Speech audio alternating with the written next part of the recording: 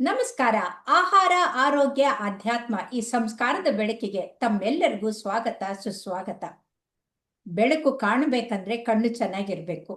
ಕಣ್ಣೇ ಕಾಣದೇ ಇದ್ರೆ ಬೆಳಕನ್ನು ಕಾಣಕ್ಕಾಗದೇ ಇಲ್ಲ. ಅಂಥ ಬೆಳಕನ್ನ 50,000ಕ್ಕಿಂತ ಹೆಚ್ಚು ಕಣ್ಣು ಶಸ್ತ್ರಚಿಕಿತ್ಸೆ ಮಾಡಿ ಆ ಕಣ್ಣುಗಳಿಗೆ ಬೆಳಕು ಕೊಟ್ಟಂಥವ್ರು ನಮ್ಮ ಡಾಕ್ಟರ್ ಉದಯ್ ಪಾಟೀಲ್ ಅವರು. ಅವರು ಕಣ್ಣಿನ ತಜ್ಞರಾಗದಲ್ಲದೆ ಪ್ರಮುಖವಾಗಿ 1,000ಕ್ಕಿಂತ ಹೆಚ್ಚು ಫ್ರೀ ಉಚಿತ ಚೆಕಪ್ಗಳನ್ನ ಮಾಡಿ ಕ್ಯಾಂಪ್ಗಳಲ್ಲಿ ಕಣ್ಣಿನ ಬಗ್ಗೆ ಅರಿವೇ ಇಲ್ಲದೆ ಇದ್ದವ್ರಿಗೆ ಅವ್ರಿಗೆ ದಾರಿ ತೋರಿಸಿದ್ದಾರೆ.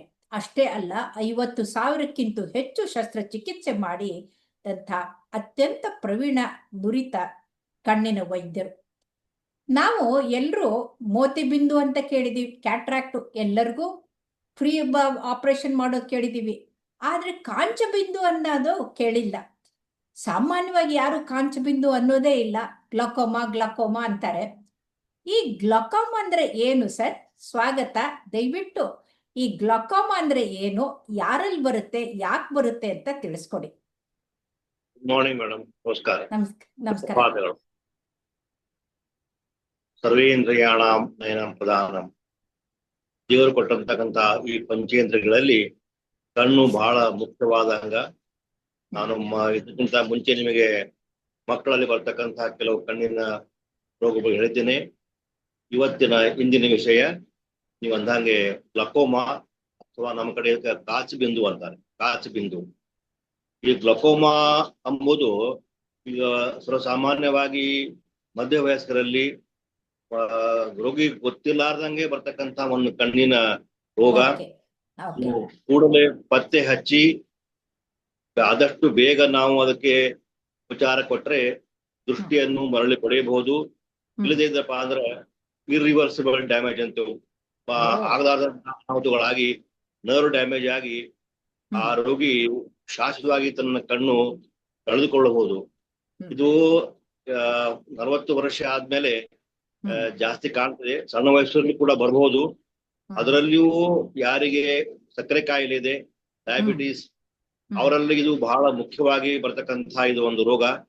ಸಕ್ಕರೆ ಕಾಯಿಲೆ 5 ವರ್ಷ 10 ವರ್ಷ ಆಯ್ತ ಮೇಲೆ ಅವರು ಕಣ್ಣಿನ ಒಂದು ನಾವು ಹೆಂಗ್ ನಮ್ಗ ಈ ಬ್ಲಡ್ ಪ್ರೆಷರ್ ಇರುತ್ತೆ ನೋಡ್ರಿ, ಬ್ಲಡ್ ಪ್ರೆಷರ್ ನೋಡ್ತೇವೆ ನಾವು, ಅದೇ ರೀತಿ ಕಣ್ಣಿನ ಕೂಡ ಪ್ರೆಷರ್ ಇರುತ್ತೆ. ಕಣ್ಣು ಅದು ಮೇಂಟೈನ್ ಮಾಡ್ಬೇಕಾದ್ರೆ ಕೌಂಟರ್ ಒಂದು ಒಳಗೆ ಪ್ರೆಷರ್ ಇರ್ತದೆ, 20 ಮಿಲಿಮೀಟರ್ ಒಳಗಿರ್ತದೆ. ಆ ಪ್ರೆಷರ್ ಹೆಚ್ಚಿಗೆ ಆಯ್ತು ಅಂದ್ರೆ ಕಣ್ಣಿನ ಪೊರೆ ಕೊಲ್ಯಾಪ್ಸ್ ಆಗ್ಬಾರ್ದು ಅಂತ ಒಳಗಡೆಯಿಂದ ಪ್ರೆಷರ್ ಇರುತ್ತೆ. ಹಾಗಾಗಿ ಕಣ್ಣು ಮುಂದ್ಗಡೆಗೆ ಚೆನ್ನಾಗಿ ಕಾಣ್ತಾ ಇರುತ್ತೆ.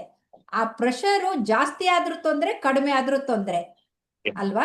ಓಕೆ, ಹೌದು. ಇದು ಪ್ರೆಷರ್ ನಾವು ಹೆಂಗ್ ನಾವು ಬ್ಲಡ್ ಪ್ರೆಷರ್ ನಾವು ಮೆಜರ್ ಮಾಡ್ತೇವಲ್ಲ, ಹಂಗ ಕಣ್ಣಿನ ಪ್ರೆಷರ್ ಕೂಡ ನಾವು ಮೇಲಿಂದ ಮೇಲೆ ಚೆಕ್ಅಪ್ ಮಾಡ್ತಾ ಇರ್ಬೇಕು. 20 ಮಿಲಿಮೀಟರ್ ಮೇಲೆ ಹೆಚ್ಚಿಗೆ ಆಯ್ತಂದ್ರೆ ಅದು ಅಲ್ಲಿ ಪ್ಲೇಸ್ ನೀರು, ಕಣ್ಣಲ್ಲಿ ನೀರುತ್ತಲ್ಲ ಜಾಗ, ಅಕ್ವೇಸ್ ಹ್ಯೂಮರ್ ಅಂತೇವು, ಅದ್ರ ಪ್ಲೇಸ್ ಇರುದಿಲ್ಲ, ಹೊರಗೆ ಹೋಗ್ತಿರ್ತಾ ಇದ್ದದು. ಅದು ಬ್ಲಾಕ್ ಆಗಿ ಹಿಂದಗಡೆ ಹೋಗಿ ಆಪ್ಟಿಕ್ ನರ್ವ್ ಮೇಲೆ ಪ್ರೆಸ್ ಮಾಡಿ ನರ್ವ್ ಟಿಶ್ಯೂ ಮೇಲೆ ಡ್ಯಾಮೇಜ್ ಆಯ್ತಂದ್ರ ಮತ್ತೆ ಅದು ರಿಪೇರಿ ಆಗೋದಿಲ್ಲ. ಆಪ್ಟಿಕ್ ನರ್ವ್ ಕೊಡ್ತಕ್ಕಂತ ರಕ್ತನಾಳಗಳು ಅಕ್ಲೂಷನ್ ಆಗಿ ಪರ್ಮನೆಂಟ್ ಆಪ್ಟಿಕ್ ಅಟ್ರೋಫಿ ಅಂತೇವೆ, ಗ್ಲಾಕೋಮೆಟಸ್ ಆಪ್ಟಿಕ್ ಅಟ್ರೋಫಿ ಅಂತೇವು, ಅದು ಆಗಬಹುದು. ಅದಕ್ಕೆ ನಾವು ಪ್ರತಿಯೊಬ್ರು, ಅದರಲ್ಲೂ ಮಧ್ಯ ವಯಸ್ಕರಲ್ಲಿ ಬರ್ತಕ್ಕಂತ ಇದು ಕಾಮನ್ ಕಾಯಿಲೆ. ಅದರಲ್ಲಿ 2 ಟೈಪ್ ಗ್ಲಾಕೋಮಾ ಇದೆ. ಒಂದು ಅಕ್ಯೂಟ್ ಆಂಗಲ್ ಅಂತೇವು, ಒಂದು chronic simple glaucoma. Acute angle ಅಲ್ಲಿ ಪೇಷಂಟ್ ಬೇಗನೆ ಬರ್ತಾರೆ, ಯಾಕಂದ್ರೆ ನೋವಿರುತ್ತೆ ಅವರಿಗೆ. ಆದ್ರೆ ಈ ಕ್ರಾನಿಕ್ ಸಿಂಪಲ್ ಗ್ಲಾಕೋಮಾ ಗೊತ್ತಾಗೋದಿಲ್ಲ, ಸೈಲೆಂಟ್ ಕಿಲ್ಲರ್ ಅಂತ. ಅವರು ಮೇಲಿಂದ ಮೇಲೆ ಕನ್ನಡಕ ನಂಬರ್ ಚೆಕ್ ಮಾಡೋದು, ಡಾಕ್ಟ್ರೆ 6 ತಿಂಗಳ ನಂಬರ್ ಹೆಚ್ಚಿಗಾಗಿದೆ ನೋಡ್ರಿ, ಇದು ಕಾಮನ್ ಸಿಂಪ್ಟಮ್ ಇರ್ತದೆ. ಅವಾಗ ನಾವು ಇದು ಪೇಷಂಟ್ ಗೊತ್ತಾಗೋದಿಲ್ಲ, ಅದು ನಾವು ವೈದ್ಯರೇ ಕಂಡು ಹಿಡಿಬೇಕು. ನಮ್ಮಲ್ಲಿ ಬಂದಾಗ ಅವ್ರು ತಪಾಸಣೆಗೆ ಬರ್ತಾರಲ್ಲ ನಂಬರ್ ಸಲುವಾಗಿ, ಅದು ನಾವು ಪ್ರೆಷರ್ ನೋಡಿದೇವು ಅಂದ್ರೆ, ಪ್ರೆಷರ್ ಹೆಚ್ಚಿಗಿತ್ತು ಅಂದ್ರೆ ನಾವು ಅದ್ರ ಪ್ರಕಾರ ಕೆಲವು ಟೆಸ್ಟ್ ಮಾಡ್ಬೇಕಾಗ್ತದೆ.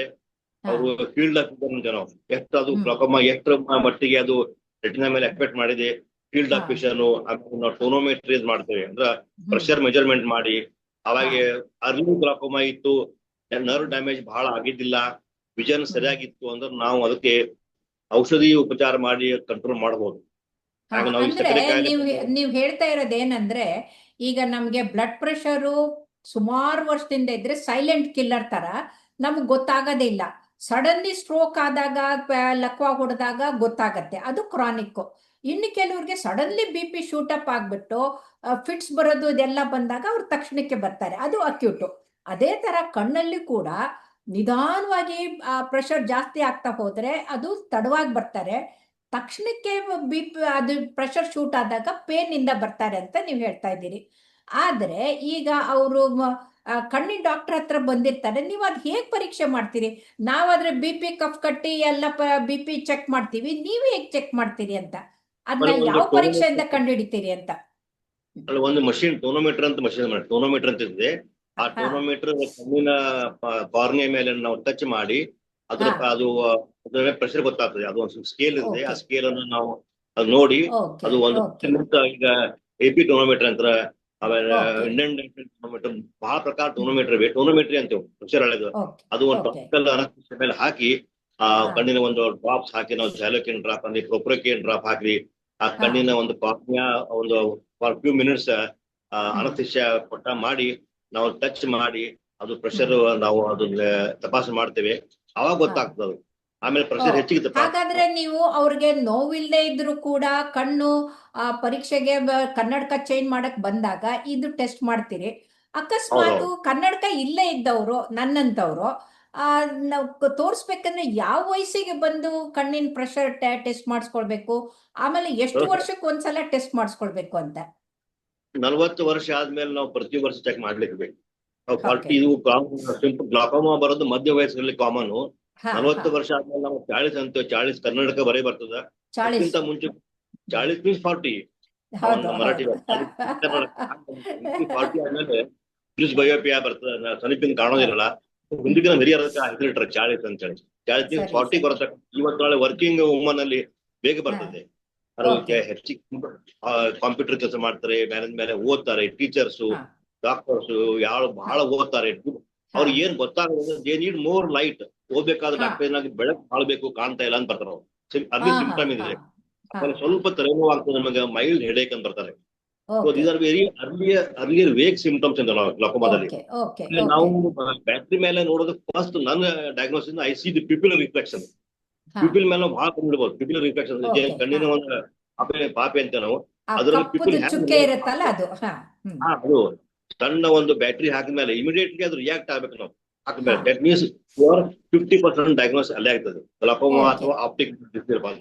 ಆ ಪ್ಯೂಪಿಲರ್ ರಿಫ್ಲೆಕ್ಷನ್ ನಮಗೆ ಗೊತ್ತಾಗ್ಬಿಡ್ತದೆ. ಸ್ಲಗಿಶ್ ರಿಯಾಕ್ಷನ್ ಅಥವಾ ಅಫರೆಂಟ್ ಡಿಫೆಕ್ಟ್ APD ಅಂತ ಸ್ವಲ್ಪ ಅನುಭವ ಮೇಲೆ ಬರ್ತದೆ. ನೋಡ್ದಂಗೆ ಆಗಿಲ್ಲ ಅಂತ ಇವು ಟೋನೋಮೆಟ್ರಿಯಿಂದ ಅದು ಮೆಜರ್ಮೆಂಟ್ ಮಾಡಬೇಕು. ಮೆಜರ್ಮೆಂಟ್ ಮಾಡಿದ್ರೆ ಡಯಾಗ್ನೋಸಿಸ್ ಆದ್ಮೇಲೆ ಆಮೇಲೆ ಆ ಫೀಲ್ಡ್ಸ್ ಇರ್ತವೆ, ರೆಟಿನಾ ಮೇಲೆ ಫೀಲ್ಡ್ ಡಿಫೆಕ್ಟ್ ಆಗ್ತದೆ. ಅದು ಕೂಡ ಪೆರಿಮೆಟ್ರಿ ಮಾಡ್ತೇವೆ. ಪೆರಿಮೆಟ್ರಿ ಅದು ಮಾಡ್ಬೇಕು. ಅದು ಮಾಡ್ಮೇಲೆ ಯಾಕಂದ್ರೆ ನಮ್ಮಲ್ಲಿ ಬರ್ತಕ್ಕಂತ ರೋಗಿಗಳು ಮೊದಲಲ್ಲಿ ಸೆಂಟ್ರಲ್ ಫೀಲ್ಡ್ ಡಿಫೆಕ್ಟ್ ಹಾಕೋದ್ ಪೆರಿಫೆರಿ ಆಗ್ತದಲ್ಲ, ಅದು ಸೆಂಟ್ರಲ್ ಫೀಲ್ಡ್ ಡಿಫೆಕ್ಟ್ ಇಂಪಾರ್ಟೆಂಟ್. ಅದು ನೋಡ್ಬೇಕಾಗ್ತದೆ. ಅಂದ್ರೆ ಮಧ್ಯದಲ್ಲಿ ಕಣ್ಣು ಕಾಣೋದಿಲ್ಲ, ಸುತ್ತದು ಕಾಣ್ತಾ ಇರುತ್ತೆ. ಸುತ್ತ ಮಧ್ಯದಲ್ಲಿ ಗೊತ್ತಾಗಲ್ಲ ಅವ್ರಿಗೆ. ಅದು ನಾವು ಎಷ್ಟು ಮಟ್ಟಿಗೆ ಅದು ನಮ್ಮ ನರ್ವ್ ಡ್ಯಾಮೇಜ್ ಆಗಿದೆ, ಎಷ್ಟು ಡ್ಯಾಮೇಜ್ ಆಗಿದೆ, ಎಷ್ಟು ಆಗಿಲ್ಲ, ಎಷ್ಟು ಪರ್ಸೆಂಟೇಜ್ ನಮ್ಮ ನರ್ವ್ ಮೇಲೆ ಎಫೆಕ್ಟ್ ಆಗಿದೆ, ಅದೆಲ್ಲ ಟೆಸ್ಟ್ ಮಾಡಿ ಎಲ್ಲ ಆಗಿದ್ದಿಲ್ಲ, ಡ್ಯಾಮೇಜ್ ಆಗಿದ್ದಿಲ್ಲ, ಪ್ರೆಷರ್ ಮೈಲ್ಡ್ ಇತ್ತು ಅಂದ್ರೆ ನಾವು ಟಾಪಿಕಲಿ ಆಂಟಿ ಗ್ಲಾಕೋಮಾ ಡ್ರಾಪ್ ಹಾಕಿ ಇದನ್ನು ತಡೆಗಟ್ಟಬಹುದು. ಈ ಆಂಟಿ ಗ್ಲಾಕೋಮಾ ಡ್ರಾಪ್ ಅಲ್ಲಿ ಏನಿರುತ್ತೆ ಸರ್? ಅದು ಯಾವ ತರ ಕೆಲಸ ಮಾಡುತ್ತೆ? ಅದು 3-4 ಪ್ರಕಾರ ಮೇಡಮ್. ಕಾಮನೆಸ್ಟ್ ಮಾಡೋದಂದ್ರ ಅದು ನಾವು ಎಕ್ವಿಯಸ್ ಹ್ಯೂಮರ್ ಇರ್ತಲ್ಲ, ಅದೇ ಆಂಗಲ್ ಆಫ್ ಎಂಟ್ರಿ ಚೇಂಬರ್ ಇರ್ತದೆ, ಅದು ಬ್ಲಾಕ್ ಆಗಿರ್ತದೆ, ಅದು ಓಪನ್ ಮಾಡ್ತದೆ. ಅದು ಕೆಲವು ಡ್ರಗ್ಸ್ಗಳು ಈ ಎಕ್ವಿಯಸ್ ಹ್ಯೂಮರ್ ಸಿಕ್ರೇಷನ್ ಕಡಿಮೆ ಮಾಡ್ತವೆ. ಕೆಲವು ಡ್ರಗ್ಸ್ ಒಟ್ಟಲ್ಲಿ ಅದು ಎಕ್ವಿಯಸ್ ಹ್ಯೂಮರ್ ಕಡಿಮೆ ಆಯ್ತದನು ಪ್ರೆಷರ್ ಬೀಳುದಿಲ್ಲ, ಅಥವಾ ಆಂಗಲ್ ಆಫ್ ಎಂಟ್ರಿ ಚೇಂಬರ್ ಅಂತ ಅದು ಬ್ಲಾಕ್ ಆಗಿರ್ತದೆ, ಅದು ಓಪನ್ ಮಾಡ್ತಾರೆ. ಅದು ಕೂಡ ಅಂತ 3-4 ಪ್ರಕಾರ ಡ್ರಗ್ಸ್. ಹೊರ ಹರಿಯೋದನ್ನ ಜಾಸ್ತಿ ಮಾಡ್ಬಿಟ್ಟು ಒಳಗಡೆಗೆ ಸಿಕ್ರೇಷನ್ ಆಗೋದನ್ನ ಕಡಿಮೆ ಮಾಡೋದು ಅಂತ. ಒಟ್ಟು ನಾವು ಮೇಂಟೈನ್ ಮಾಡ್ಬೇಕು, ಕೌಂಟರ್ ಮೇಂಟೈನ್ ಮಾಡ್ಬೇಕು. ಅದು ನಮ್ ಮೇನ್ ಯಾವ ಟೈಪ್ ಎಲ್ಲಿ ಬ್ಲಾಕ್ ಇದೆ ನೋಡ್ಬೇಕಾಗ್ತದೆ. ಗೋನಿಯೋಸ್ಕೋಪಿ ಮಾಡ್ತೇವೆ ನಾವು, ಅದು ಮಾಡಿ ಆಂಗಲ್ ಆಫ್ ಎಂಟ್ರಿ ಚೇಂಬರ್ ಎಲ್ಲಿ ಬ್ಲಾಕ್ ಇದೆ ಅದು ನೋಡ್ಬೇಕಾಗ್ತದ. ಅಥವಾ ಬ್ಲಾಕ್ ಬಹಳ ಇತ್ತು, ನಿಮ್ಗೆ ಟಾಪಿಕಲ್ ಡ್ರಾಪ್ ಆಗ್ಲಪ್ಪ ಅಂದ್ರೆ ಅದು ಒಂದು ನೀರು ಹೋಗುವಂಗ ಅಕ್ವೇಸ್ ಹೋಗುವಂಗ ಸ್ಮಾಲ್ ಒಂದು ಹೋಲ್ ಮಾಡ್ತೇವೆ ಐರಿಸಲ್ಲಿ. ಹಿಂದಕ್ಕೆ ನಾವು ಕೈಲಿ ಮಾಡ್ತೀವಿ. ಈಗ ಲೇಸರ್ ಬೀಮ್ ನಾವು ಮಾಡ್ಬೋದು. ಒಂದು ಲೇಸರ್ ಇಂದ ತೂತ್ ಮಾಡಿದ್ರೆ ಅದು ವಿಟ್ರೇಸ್ ಹರಿಯೋಕ್ ಶುರು ಆಗುತ್ತೆ.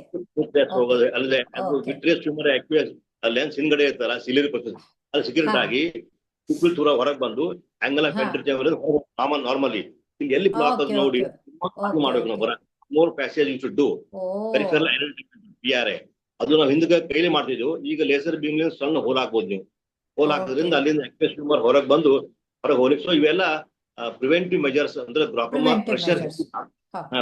ಮುಂದೆ ಪ್ರೆಷರ್ ಆಗಬಾರದು. ಇವೆಲ್ಲ ಪಿರಿಯಾಡಿಕ್ ಚೆಕ್ಅಪ್ ಮಾಡ್ಬೇಕಾಗ್ತದೆ. ಓಕೆ ಅದ್ರ ಓಕೆ ಸಕ್ಕರೆ ಕಾಯಿಲೆ ಮಂದಿಯಲ್ಲಿ ಜಾಸ್ತಿ ಇರ್ತದೆ ಈ ರೋಗ. ಓಕೆ ಸಕ್ಕರೆ ಕಾಯಿಲೆ ಓಕೆ. ಬರ್ತಾರ ಸರ್, ನೀವು ಬಂದಾಗ ನಾವು ಆಪ್ಥಾಲ್ಮಾಲಜಿಸ್ಟ್ ಆಗಿ ಕಣ್ಣಿನ ವೈದ್ಯರಾಗಿ ಪ್ರಿವೆಂಟ್ ಮಾಡೋದಕ್ಕೆ ನೀವು ಹೇಳಿದ್ರೆ, ಆದ್ರೆ ರೋಗಿಗಳು ಅಂದ್ರೆ ನಮ್ಮಂತ ಜನಸಾಮಾನ್ಯರು ಗ್ಲಕೋಮಾ ಆಗ್ದಾಗೆ, ಈ ಕಾಂಚ ಬಿಂದು ಆಗ್ದಾಗೆ ನಾವೇನ್ ಮಾಡ್ಬೇಕು? ಆಗದಾಗೆ ಮಾಡ್ಬೇಕಂದ್ರೆ ಪಿರಿಯಾಡಿಕ್ ಇದಕ್ಕೇನದ ಬಹಳ ಪಿರಿಯಾಡಿಕ್ ಚೆಕ್ಅಪ್ ಒಂದು. ನಿಮ್ Okay. ಸಿಂಪ್ಟಮ್ಸ್ ಮೈಲ್ಡ್ ಹೆಡೇಕ್ ಬಂತು ಅಥವಾ ಯು ಹಾ. Need more light to read, ಮೇಲಿಂದ ಹಾ. ಮೇಲೆ ನಿಮ್ಗೆ ಕನ್ನಡ ಅಥವಾ ಒಂದ್ ವರ್ಷದಾಗ ಯೂಶಲಿ ಒಂದು ನಾವು ಒಮ್ಮೆ ಕನ್ನಡ ಕೊಟ್ಟೇವ್ ಅಂದ್ರ ಒಂದ್ ವರ್ಷ ಹಾ. ಅದು ನಡೀತದೆ. 6 ಹಾ, ತಿಂಗಳಿಗೆ ಹಾ. ನಂಬರ್ ಬಂತು. ಮತ್ತೆ ನಾನು ಹಾ. ಲಾಸ್ಟ್ ಟೈಮ್ ನೋಡಿದ್ದೆ ನಂಬರ್ 3 ಮತ್ತೆ ನಂಬರ್ ಹೆಚ್ಚಿಗೆ ಇದೆ. ವಾಟ್ ಇಸ್ ಹಾ. ಕಾಸ್ ಆಫ್ ಇನ್ಕ್ರೀಸ್ ಮೇಲಿನ ಪದೇ ನಿಮ್ಗೆ ನಂಬರ್. ನಂಬರ್ ಹಾ. ಆಗ್ತಾ ಇದೆ. ಅಥವಾ ಹಾ. You need more light. ನಾವು ಓದ್ತಿದ್ದೆ, ಹಾ. ಈಗ ನಂಗೆ ಬೆಳಕು ಭಾಳ ಬೇಕಾಗ್ತದೆ, ಅಥವಾ ಹ್ಮ್. ಸಾಯಂಕಾಲ ಸ್ವಲ್ಪ ಮೈಲ್ಡ್ ಹೆಡೇಕ್ ಆಗ್ತದೆ. ಇವೆಲ್ಲ Okay. ಅರ್ಲಿಯರ್ ಸಿಂಪ್ಟಮ್ ಇರ್ತಾವೆ. ಇವೆಲ್ಲ ಹೇಳ್ಬೇಕು, ನಾವು ತಿಳಿಸಿ ಹೇಳ್ಬೇಕು ಪ್ರತಿಯೊಬ್ಬರಿಗೆ. ಇವೆಲ್ಲ ಇಲ್ಲ, ಓಕೆ ಇವೆ ಓಕೆ. ಅರಿವು ಮೂಡಿಸ್ಬೇಕು ಜನರಲ್ಲಿ. ನಾವು ಹೌದು ಹೌದು ಗ್ಲಾಕೋಮಾಗೆ ಹೌದು. ಅರಿವು ಮೂಡಿಸ್ಬೇಕು.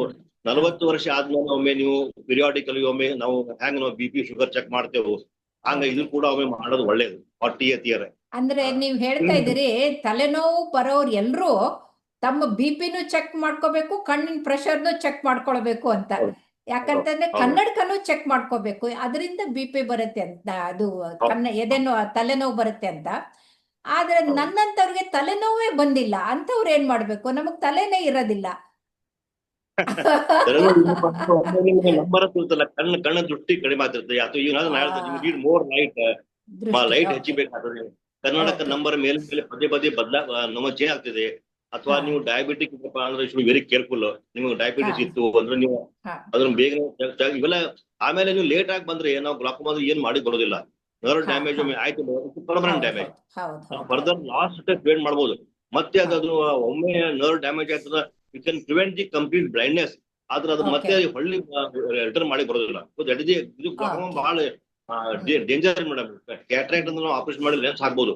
ಗ್ಲಾಕೋಮಾದಲ್ಲಿ early diagnosis, early management is beneficial. Late ಆಗಿ Okay. ಬಂದ್ರೆ ಏನು ಮಾಡಿ ಬರೋದಿಲ್ಲ, ಜಾಸ್ತಿ ಅದಕ್ಕೆ ಮಾಡಿ ಬರೋದಿಲ್ಲ. ಒಂದು ಯು ಕ್ಯಾನ್ ಫರ್ದರ್ ಕಾಂಪ್ಲಿಕೇಶನ್ ಆಗಲಾರ್ದಾಗ ನಾವು ಅದಕ್ಕೆ ಔಷಧಿ ಕೊಡ್ಬೋದು ಹ್ಮ್. ಗ್ಲಾಕೋಮಾ ಬಗ್ಗೆ. ಅಂದ್ರೆ stitch in time save the I ಅಂತ ಹೇಳ್ತಾ ಇದ್ದೀರಿ ನೀವು, ಐ ಸೈಟ್ ಅಲ್ವಾ? ಅವ್ರು ಎಷ್ಟು ಬೇಗನೆ ಬರ್ತಾರೋ ಅಷ್ಟು. ಅದ್ರ ಬದಲಿ prevention is better then cure ಅಂತ. ಯಾಕಂದ್ರೆ ಒಂದು ಸಲ ನರ್ವ್ ಡ್ಯಾಮೇಜ್ ಆದ್ಮೇಲೆ ಅದು ಮತ್ತೆ ನಾರ್ಮಲ್ ಆಗಕ್ ಸಾಧ್ಯ ಇಲ್ಲ. ಸೊ ಹಾಗಾಗಿ ಮೊದಲೇ ಬರ್ಬೇಕು ಅಂತ ಹೇಳ್ತಾ ಇದ್ದೀರಿ. ಬಹಳ ಸರಳವಾಗಿ, ಸುಂದರವಾಗಿ ನಮ್ಮ ವೀಕ್ಷಕರಿಗೆ ಈ ಕಾಂಚ ಬಿಂದು ಅಂದ್ರೆ ಏನು, ಆ ಪ್ರೆಷರ್ ಅಂದ್ರೆ ನಮ್ಮ ಶರೀರದ ಬ್ಲಡ್ ಪ್ರೆಷರ್ನ ನಾವು ನೋಡ್ಕೋತೀವಿ, ಆದ್ರೆ ಕಣ್ಣಿನ ಪ್ರೆಷರ್ ಬಗ್ಗೆ ಯಾರಿಗೂ ಗೊತ್ತು ಅಷ್ಟೊಂದು ಇರೋದಿಲ್ಲ. ಅವ್ರಿಗೆ ಹೇಳ್ಕೊಟ್ಟಿದ್ದಕ್ಕೆ ತಮಗೆ ತುಂಬಾ ಧನ್ಯವಾದಗಳು. ನಮಸ್ಕಾರ. Thank you.